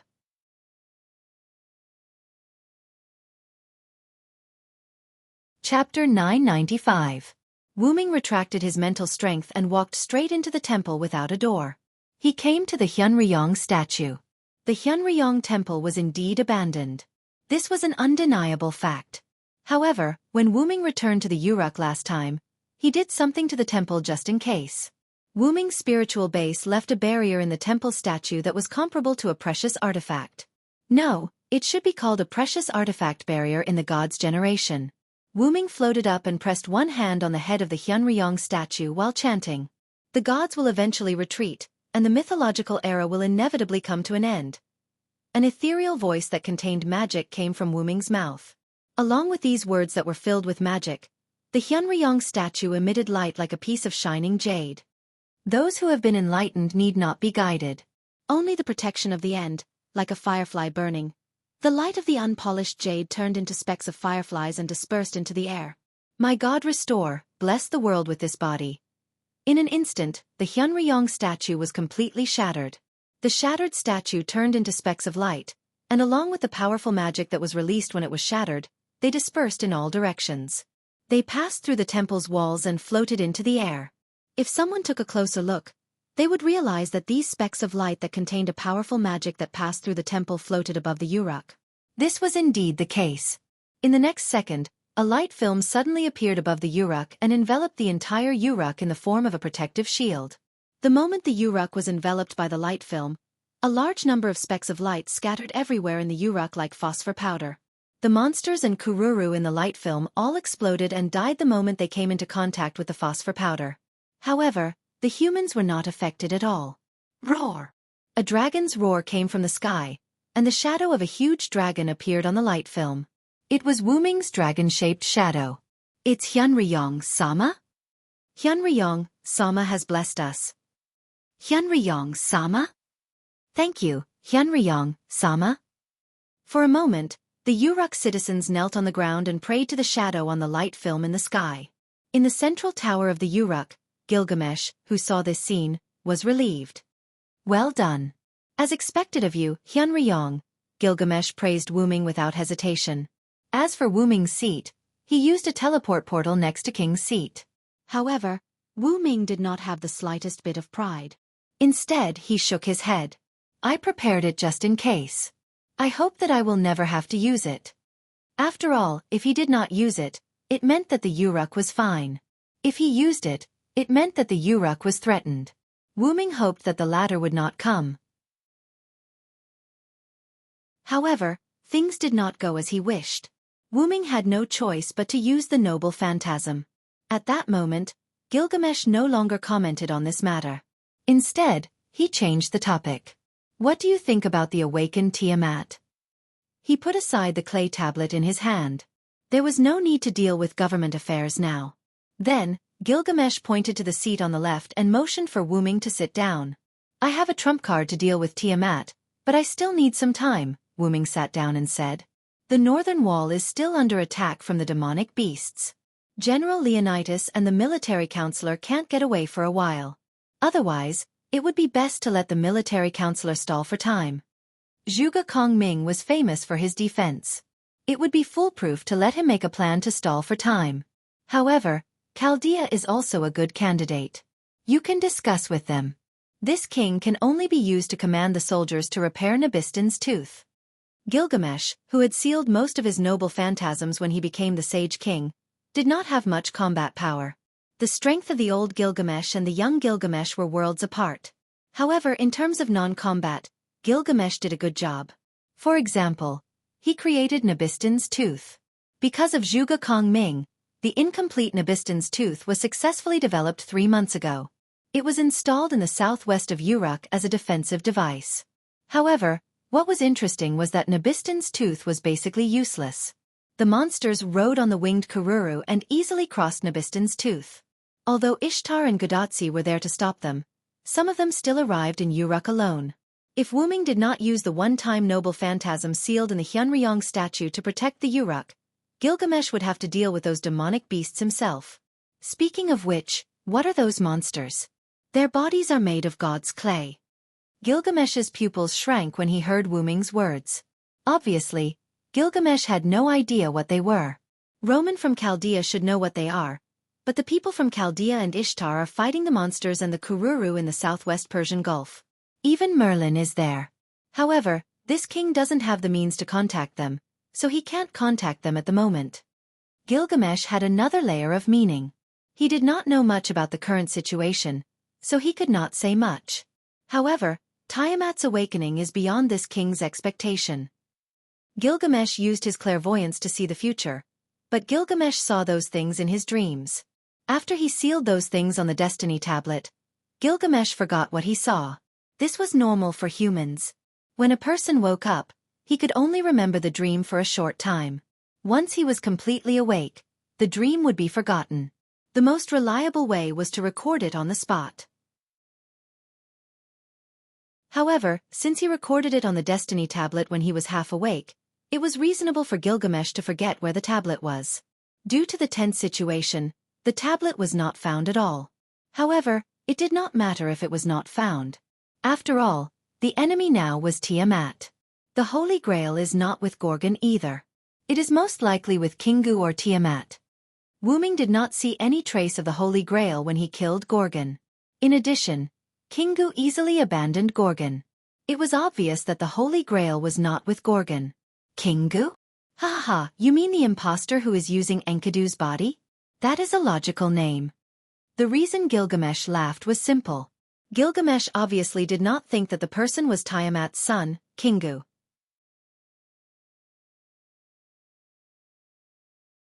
Chapter 996. If it was an ancient god like Kingu, there was no need for him to take over Enkidu's body. This would lower his own status, so that Kingu must be an imposter as well. But Kingu was Tiamat's son, which was quite fitting for the imposter Enkidu. Speaking of which, Merlin told me something through the stone tablet. Oh, Gilgamesh showed an interested expression. It was obvious that Merlin was also hiding something from Gilgamesh. Merlin cast an illusion on Tiamat when he was in the Utopia, and kept Tiamat in a state of deep sleep, which led to Gorgon's appearance. Wuming told Gilgamesh about the letter Merlin wrote that he obtained from Anna. Kingu used the Holy Grail to connect Tiamat's 100-beast embryo authority to Gorgon's body, so that Gorgon could use the 100-beast embryo authority that was still in Tiamat's body, and through Gorgon's death, he could affect Tiamat and cause her to wake up from the illusion. For the record, this was something that Merlin discovered later. When Wuming used force to injure Tiamat's transformed Gorgon and caused Gorgon to return to normal, Tiamat woke up for a short while, but she immediately fell into a deep sleep. But even though it was only for a short while, it still caused serious injuries to Merlin. But because Tiamat did not wake up, Merlin did not suffer any fatal injuries. In other words, Gorgon's exit caused Tiamat to wake up. Gilgamesh did not blame Wuming. After all, Gorgon was an existence that had to be defeated, and Tiamat waking up was just a matter of time. Actually, I had a rough guess. I wanted to keep Gorgon and wait until I had prepared my trump card before attacking Gorgon, but Gorgon's state was really strange. I was afraid that something would happen if I delayed it too long, so I let Gorgon leave. Gilgamesh nodded and did not blame Wuming. In addition to Gorgon's mental state being abnormal, there was another important reason. Gorgon had already fought his way to the North Wall, and Gorgon couldn't possibly break through the wall. Furthermore, knowing that the enemy was goddess Tiamat was not without its benefits. At the very least, he knew that defeating goddess Tiamat would save the singularity. By the way, is Siduri still with the feathered serpent god? Gilgamesh suddenly asked. Wuming could not help but look at Gilgamesh. Why would he ask about Siduri at a time like this? This was obviously a personal matter, and it was unlikely that Gilgamesh would ask about it. But Wuming thought of Gilgamesh's clairvoyance. If Wuming did not arrive in time, Siduri would have undoubtedly been killed and assimilated into the monster.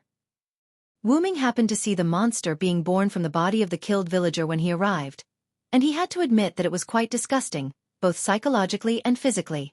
Gilgamesh probably saw something bad in the future. But it was scary but not dangerous.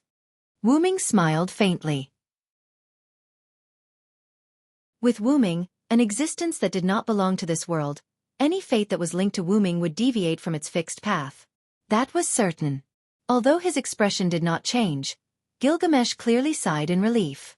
Familiar with Gilgamesh, he could see that. But before Wuming could show an expression of ridicule, Gilgamesh immediately spoke. The Uruk is protected by this king and your power. You should go and support Chaldea and Ishtar. They are the main fighting force at the moment. Gilgamesh waved his hand, and the seat under Wu Ming shattered. Without another word, he chased Wu Ming out. After all, the king also cared about his reputation. How could he let Wu Ming laugh at him? It's still swift and fierce, Wu Ming said softly as he walked out of the divine tower. Looking at the canopy that shrouded the entire Uruk, as well as the sporadic magic beasts and monsters that could not enter the canopy, Wu Ming finally felt relieved. At least the Uruk was safe. Wu Ming leaped and flew directly into the sky. He penetrated the protective light film and killed the few kururu and monsters along the way. Then, he flew in the direction of the Persian Gulf. Gilgamesh, who was at the top of the divine tower, looked at Wu Ming through the open window with his sharp eyes. He picked up the clay tablet at the side again. Being calm in the face of change was also the way of a king. In the direction of the Persian Gulf, Wu Ming would kill kururu and monsters whenever he encountered them. Wu Ming, who had almost unlimited magic power, was not someone these things could stop. Soon, Wu Ming flew to a position close to the Persian Gulf. However, Wu Ming frowned. Although it was not obvious, Wu Ming could see that the sea level was rising. Not only that, but the ground was almost full of the figures of those monsters. They were densely packed, like bees crowded in a hive. Most of the monsters were moving toward the Uruk, and a small number of them scattered in all directions. It seemed that these monsters knew how to kill. But unfortunately, except for Uruk and Erech Metropolis, the people of other cities had already taken refuge in the Uruk half a year ago. It could be said that if it were not for the Quetzalcoatl, the people of Uruk and Erech Metropolis would also have gone to the Uruk. However, it was precisely because the people of these two cities did not go to the Uruk that the burden on the Uruk was reduced, which could be regarded as a pleasant surprise. Even if these monsters did not go to the Uruk, they could only go to Erech Metropolis and Uruk. At the moment, those two cities were protected by Fun Baba, Leopard Man, Anna, and the missing Gadotsi and others. In all likelihood, they went to the Quetzalcoatl's territory. Wu Ming did not have to worry at all. Looking into the distance, Wu Ming found that the distant sky was covered by dark clouds. For some reason, he could not see the situation on the sea clearly. He could only see some monsters floating on the sea. Wu Ming saw them very clearly, but these monsters were motionless as if they were in an incubator. Sure enough, they climbed up from the sea. These monsters were related to Tiamat, and Tiamat was in the Persian Gulf, so it was not surprising that these monsters climbed up from the Persian Gulf. Compared to the monsters on the ground and in the sea, the number of winged mermaids in the sky was not many. No, it was not that there were not many, but these magical beasts had become breeding grounds for the monsters. One after another, kururu flew to the ground, allowing the monsters to kill them. Then, a new monster was born from the body of the killed kururu.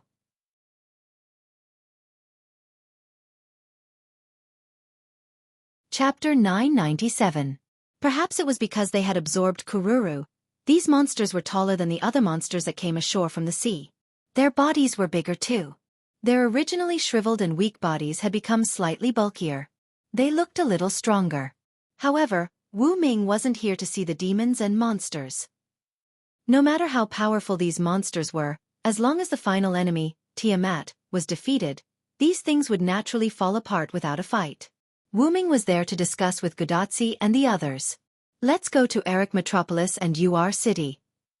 In fact, Wu Ming could sense Ishtar's general location through the contract between him and Ishtar. That location was in the direction of the dense forest.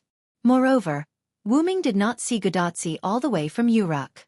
The probability of her being killed by these monsters was too low. It could be said that it was almost zero.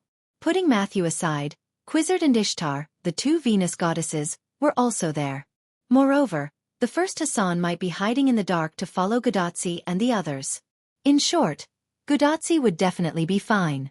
In this way, Wu Ming would think that Gadotsi and the others had gone to the dense forest. After killing all the kururu that surrounded them, Wu Ming did not intend to kill the monsters on the ground. In the entire Mesopotamia, other than the guards at the north wall, there were only humans in the dense forest of Uruk and the Quetzalcoatl. Wu Ming did not encounter Gadotsi and the others along the way, which meant that they had gone to the dense forest. The Uruk had Wu Ming's one-time use relic as insurance. The north wall was too far away from here. Gudatsi and the others were in the dense forest. All three places with humans were safe. Wuming did not need to kill these monsters that would continue to be produced. It was still the same statement: after defeating the goddess Tiamat, all problems would be solved. UR City and Eric Metropolis were not far from the Persian Gulf. Not only Wuming, but the monsters also soon arrived at these two places. Outside UR City, Funbaba did not have time to build a vine barrier as the monsters came one after another not long after Funbaba arrived. Hence, UR City was still the same as before, with only the dense forest around it as a natural defense.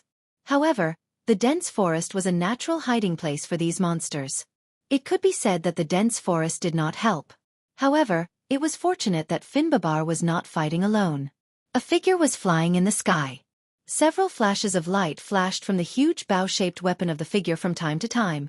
Countless monsters were blown away, and the energy generated from the explosions was enough to shatter these monsters. On the ground, a figure was wreaking havoc among the monsters. The explosions did not affect or damage this figure at all. Instead, every monster that came into contact with this figure would be split in half. This was the effect of the strangle skill. These two figures were Ishtar and Quetzalcoatl, the two goddesses of Venus. On the other hand, Gudatsi and Matthew gathered the people in UR City, and gathered them in a house that occupied a relatively large area. "Quick, everyone, come here!" Funbaba took the opportunity to summon vines outside the house to surround it. Considering that the limbs of the monsters were quite sharp, Funbaba's vine barrier, whether it was in Eric Metropolis or here, was thicker and could automatically regenerate. It did seem powerful and effective, but it also meant that Finbaba had to spend a lot more mana, energy, and time to use it. And because the monsters were approaching, Gudatsi and Matthew kept gathering the people here. They wanted to let the people gather in one house first. After all, building a vine barrier around this big house was much easier than building one around the entire UR City. Fortunately, Ishtar and Quizzard were helping to deal with the monsters, so Funbaba had time to build the vine barrier. But probably because the humans' discovered signal was sent to the group, the number of monsters increased, and Ishtar and Quizzard gradually found it difficult to deal with them. Unable to focus on Funbaba, Gudatsi, and the people behind them, the two of them had to concentrate on fighting the monsters. And because of this, the two cunning people accidentally exposed a few of the monsters, and allowed them to rush to the house that had not yet been fully built. Careless. The monsters rushed toward Gudatsi with an incomprehensible voice. Matthew dashed behind Gudatsi. "Senpai, please be careful." Matthew blocked the monster, and looked at Gudatsi worriedly. Gudatsi did not care about his words of comfort because she saw a few more monsters running to the front of the house. If the monsters were to enter, it would be terrible. Matthew! However, Matthew was already having a hard time dealing with one monster, so he did not have time to deal with the other monsters. "Funbaba, please?" Gudatsi had no choice but to ask Funbaba for help. However, Funbaba was minding his own business and ignored Gudatsi. At this moment, a figure rushed out of the house. It was the winner from before.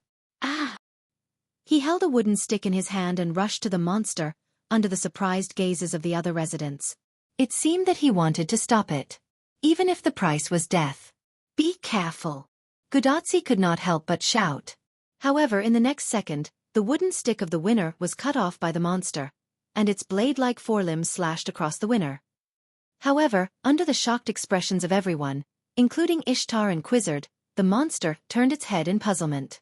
In the next second, the golden chain passed through the monster's head, and the monster turned into ashes. Walalal dash! Poochie poochie poochie! The monsters that crossed the line of defense of the two Venus goddesses were all killed by the chains that penetrated their brains and turned into ashes. The one Matthew dealt with was no exception. Could it be Kingu? Matthew immediately guarded Gudatsi. Kingu had just reported his identity near the Persian Gulf, and Kingu's fighting style was very similar to this scene. It was inevitable that Matthew would be mistaken. Clang! The broken wooden stick fell to the ground, and the smooth cut meant that the monster's forelimbs were sharper than expected. Xian! Lord Hyunryong. The winner slumped to the ground as if he had just survived a disaster. He muttered with excitement and gratitude. In the next second, Wuming descended from the sky and landed in front of the winner.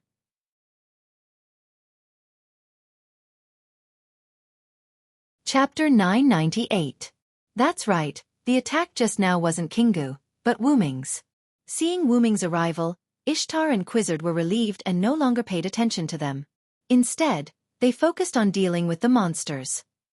Even if there was something missing, Wuming would cover it up, so they didn't have to worry about it at all. On the other side, the winner touched his body with lingering fear. He clearly remembered that the monster just split him open. As expected of Hyun Ryong, the use of space magic is superb. The device on Gudatzi's wrist issued Roman's exclamation. Space magic. Gudatzi was puzzled. Senpai, it's actually like this. After all, Matthew was a servant. He saw the scene that just happened, so he simply explained it to Gudatzi. When Ramu's attack slashed down, Matthew saw a very thin space crack appeared in front of the winner. The size was just enough to accommodate Ramu's attack. When Ramu passed by the winner, it actually entered another space, so the winner naturally had nothing to do with it. So that's how it is, I didn't see it. Sure enough, Assassin is very reliable. Gudatzi smiled foolishly, which made Matthew didn't know how to complain. On Wuming's side, he heard the conversation between Gudatzi and others, but he didn't interrupt Wuming. Indeed, as Roman and Matthew said, Wuming used the so-called space magic, the portal to help the winner block the attack. Looking at the winner sitting on the ground, Wuming spoke. There are many ways to atone for your sins. Death is just an escape. You won't feel at ease in the underworld. Senpai. Hyunryong. Sama. I'm sorry. The winner lowered his head guiltily. You're not only carrying your own life, but also that person's life. This is the life of two people. Live well. He patted the winner on the shoulder, and then left the winner sitting on the ground with a thoughtful look. Wuming walked toward Gudatzi while looking at Fun Baba. Fun Baba, go and help Ishtar and Quizzard. Woo woo. Fun Baba immediately joined the battlefield. Assassin? Gudatzi waved her hand and ran toward Wuming. But then, Gudatzi showed a dissatisfied look. Why won't Fun Baba listen to me? Wuming couldn't help but laugh when he heard Gudatzi's question. In fact, Fun Baba didn't make a move because of Wuming's order. Wuming wanted to see how determined the winner was. Although his body was trembling, he had the determination to face death. Since that was the case, carrying the lives of two people was what he should do now. Probably because he saw me coming, Wuming said perfunctorily. Wuming glanced at the crowd and didn't see Merlin. He couldn't help but ask Gudatzi. Where did Merlin go? Could it be that he died because of goddess Tiamat? Merlin said in the letter that he would be fine, but now that he couldn't see Merlin, Wuming thought that Merlin died. Mr. Merlin went to Eric Metropolis. He said that Ishtar, Quizzard, and Fun Baba are here, so he didn't have to worry, so he went to Eric Metropolis alone. Although that was what she said, the worry between Gudatzi's eyebrows wasn't fake. Merlin was injured because of Tiamat before, and Rama's figure was everywhere in the forest. It would be a lie to say that she wasn't worried. However, Merlin insisted on going. Gudatzi and the others couldn't persuade him, so they could only compromise. Merlin probably had his own thoughts. After all, it wasn't only the Tablet of Destiny that had prophecies. With this thought in mind, Wuming didn't continue the topic. By the way, we can't stay here anymore. We have to move these people to Uruk. Wuming pointed to the citizens who were hiding in the house behind him and didn't dare to come out. Why? Gudatzi and Matthew were puzzled. As long as Fun Baba built the vine barrier, the Ramu would no longer be a problem. The sea level in the Persian Gulf is continuing to rise. I'm afraid this place will be submerged. If the citizens continue to stay here, it will undoubtedly be a dead end. Immediately afterward, Wuming looked at the Ramu group that was slaughtered by Fun Baba, Ishtar, and Quizzard. Although it was a massacre, the Ramu group was still more difficult to deal with than the demonic beasts. These Ramu are not weak, and they can evolve. The vine barrier can only work for a short period of time. It can't work forever. These monsters were all made of God's clay. It couldn't be that simple. Hyunryong is right. I have already detected that the sea level in the Persian Gulf is rising. I'm afraid it won't be long before the entire southwest region is submerged. We have to move these people. Gudatsi and Matthew nodded. Since Wuming and Roman said so, they believed it. But we don't have a means of transportation, and Quizzard doesn't have many pterodactyls. There's no way to move so many citizens to Uruk. Gudatsi sighed. If Uruk was submerged, then Erech Metropolis would undoubtedly be submerged as well. The combined population of the two cities was already more than 1,000. It was really difficult to deal with. Indeed, whether it's the distance between Uruk and Uruk or the population of the two cities, it's quite unfavorable for this transfer. Roman in Chaldea kept typing on the keyboard, calculating various solutions. However, Leonardo da Vinci suddenly said, "Why don't we just leave it to the Villo?" Roman was stunned. Gudatsi and Matthew were stunned for a moment, then looked at Wuming. Wuming didn't know what to say. Since I'm the one who raised the problem, I'll naturally solve it. I'll use the portal to send all of them to Uruk. You don't have to worry. As expected, Assassin is the most reliable. Gudatsi smiled. Speaking of which, who gave them the name Ramu? Wuming suddenly asked. It's me. Dr. Roman said weakly. After all, Ramu was a mythical existence in Mesopotamia. Wuming, as a Hyunryong, was mysterious. Roman was afraid that this name had something to do with Wuming.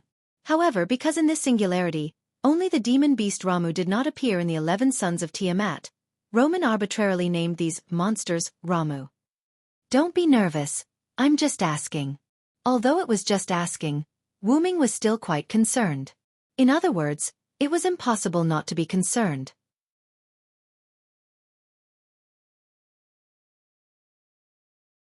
Chapter 999.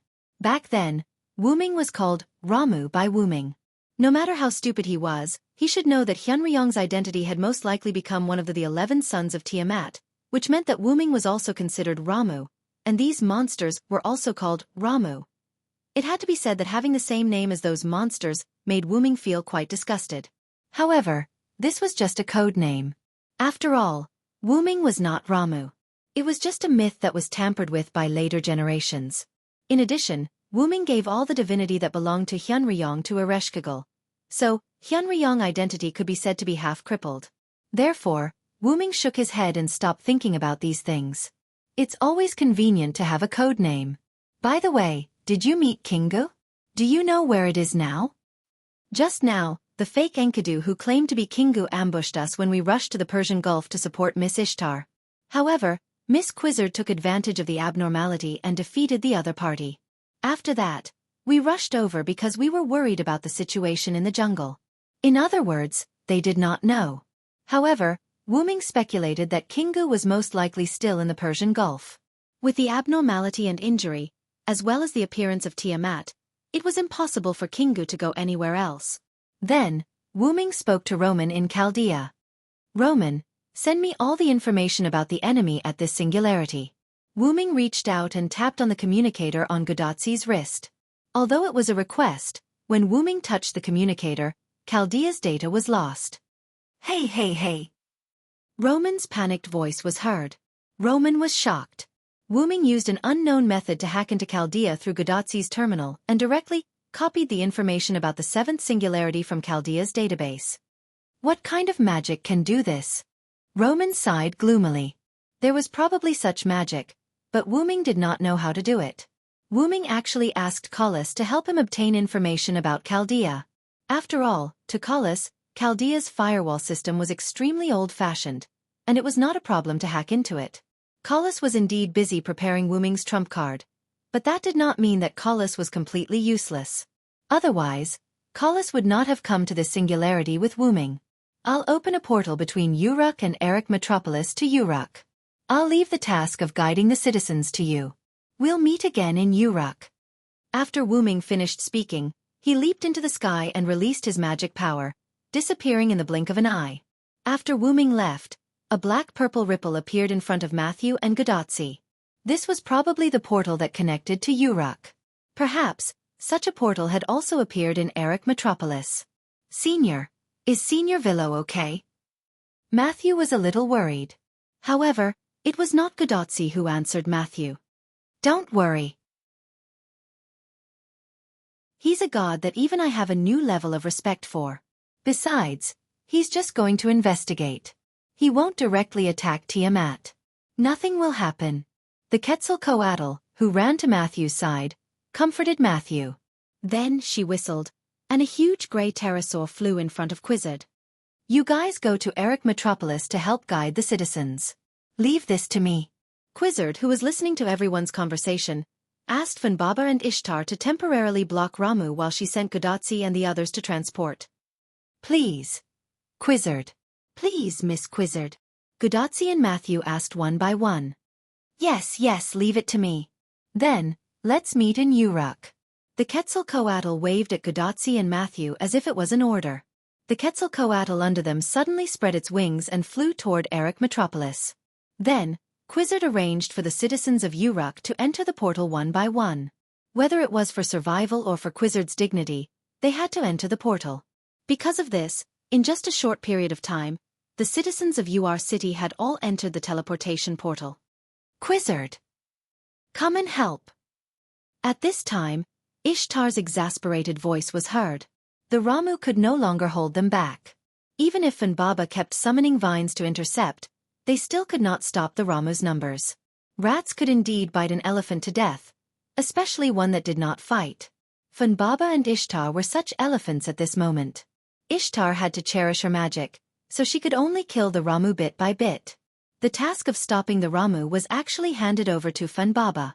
After all, it was more suitable for the task. Although Funbaba could kill the Ramu, its main task now was to stop the Ramu and allow the citizens of Uruk to leave. It had to be said that it was already a good thing that they could hold on until now. The number of Ramu that came to support them was probably in the tens of thousands, and this did not include the dead Ramu. Moreover, one should not forget that the Ramu had always had reinforcements. With Ishtar and Funbaba not fighting, and Ramu continuously providing reinforcements, the number of Ramu could only increase, not decrease. However, now was probably the time to reap the harvest. After all, the citizens of Uruk had all been evacuated.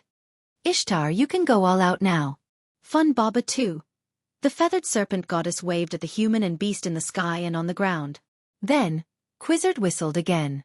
A colorful long-haired pterosaur flew over. This was Quizzard's personal mount. When the pterosaur flew over Quizzard's head, Quizzard suddenly jumped and landed on the pterosaur's back. She kept increasing the pterosaur's altitude, as if something was about to reach the ground. Quizzard's method was not wrong.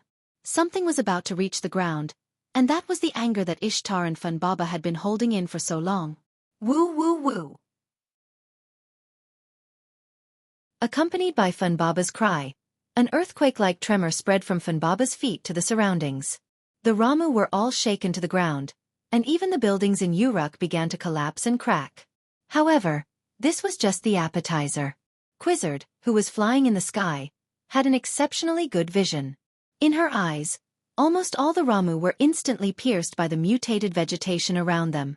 Some weak vegetation that could not kill the Ramu even left seeds in the Ramu's body. In the next second, the sprouts in the Ramu's body suddenly grew, and directly broke the Ramu's body. Not only that, but the aftermath of the earthquake had also arrived. Countless cracks appeared on the ground, and countless Ramu fell into the cracks as if they had fallen into a bottomless abyss, disappearing without a trace.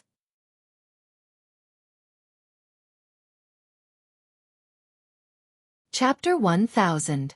Woo woo woo! Funbaba roared a few more times, and the cracked ground suddenly healed. There were no traces of cracks at all, and even the vegetation on the ground was intact. The buildings in UR City were restored to their original state, and some were even decorated with vines and flowers. It looked like a good place to live. Funbaba was a mythical beast that was even more powerful than the sky bull Gugelin. It could easily change the terrain with just a wave of its hand. Moreover, Funbaba could even restore the changed terrain to its original state. This highlighted how powerful Funbaba was. The Ramu who were at the back of the forest were at a loss. How did the enemy suddenly become so powerful? Wouldn't it consume a lot of magic to change the terrain like this? Wasn't there enough magic? However, Funbaba didn't lack magic at all, and it didn't consume much magic to control the mutation of the plants and the cracking of the earth. These could be said to be its innate ability. It had the powerful ability to change the terrain with just a wave of its hand. Even if the area was so large, it still didn't consume much of its magic. I underestimated Funbaba, Quizzard said thoughtfully. While Quizzard was thinking, the attack on Ramu didn't end. Then, a golden star suddenly shone in the sky. In the next second, the golden star landed on the Ramu who weren't affected by the attack. In an instant, the whole ground shook again, and the light covered everything. Quizzard quickly ordered the pterosaur to close its eyes and turn around. Otherwise, its eyes would be directly blinded by the light. After a moment, when the dazzling light dissipated, what was left was a bare and sunken ground. As for the Ramu, there was no doubt that there wasn't even a trace of it left behind. That guy is too messy. Quizzard couldn't help but frown. Funbaba's attack wouldn't affect its body much, but Ishtar probably couldn't. The attack just now might have consumed all the magic in her body. As expected by Quizzard, Ishtar landed on the ground of Ur City. It seemed that she had used up a lot of her magic. In fact, Ishtar wasn't like Funbaba. The attack just now directly used up all the magic in her body. Ishtar was right. Ishtar, are you okay? Quizzard landed on the ground and came before Ishtar. He could not help but reprimand him. You're too reckless.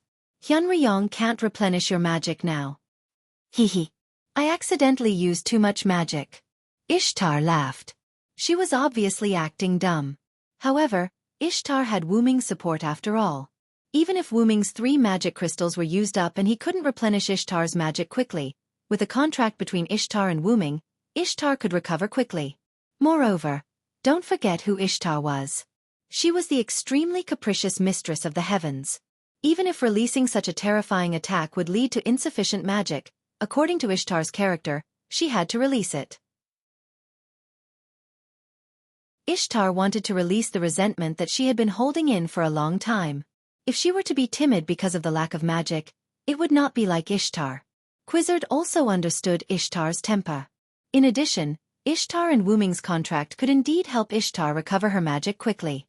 In the end, she didn't say anything. In short, Ishtar was not in a dangerous situation at the moment. They could immediately use the portal that Wuming left behind to go to Uruk. It would be very safe in Uruk. Let's go. Let's go to Uruk. Hyunryong's portal is still intact. It did not disappear because of the attack just now. In fact, after Funbaba and Ishtar released the attack, Quizzard had already planned to fly to Eridu with the pterosaur, or directly to Uruk. However, when she landed just now, she found that the portal left behind by Wuming was not affected, which saved her a lot of effort. However, at this time, Funbaba suddenly ran over and was ready to go to Uruk to wait for Wuming. However, Quizzard suddenly found a problem. That was, the portal left by Wuming was not big, and Funbaba was too big, so Funbaba could not enter the portal at all. Quizzard and Ishtar looked at each other, not knowing what to do. They couldn't leave Funbaba alone, not to mention other things. Wuming would definitely be angry. So, let Funbaba run to Uruk? It was a little cruel. Woo? Woo woo. Probably seeing the doubts of the two, Funbaba whimpered twice, and then its body emitted light. The light covered Funbaba, and Funbaba's body was gradually shrinking. It turns out that Funbaba can shrink. Ishtar breathed a sigh of relief.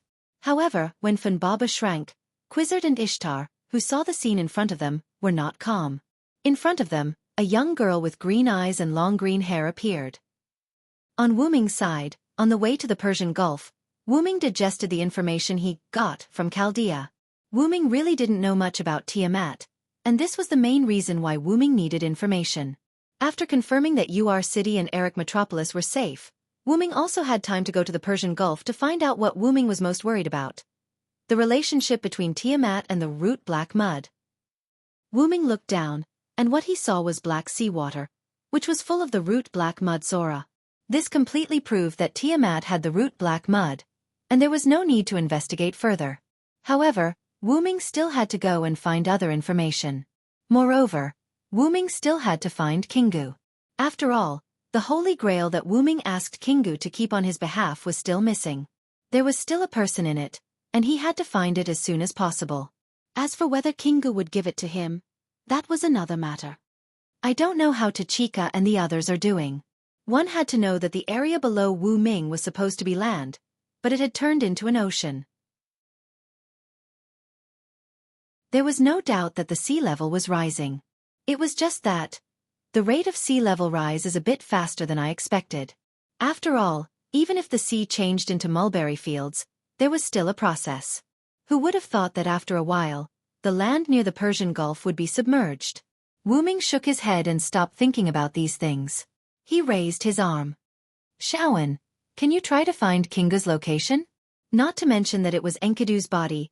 Enkidu and Kingu were both heavenly locks, so they should be able to sense it. Sure enough, chains appeared on Wu Ming's arm and pointed in a certain direction. It seemed that Kingu was there. Wu Ming's magical power erupted again, and with the help of his telekinesis, he flew out. You're tuning in to the Xiaofan's Wuxia Tales YouTube channel. Don't forget to subscribe and join us on this journey to catch the most captivating stories.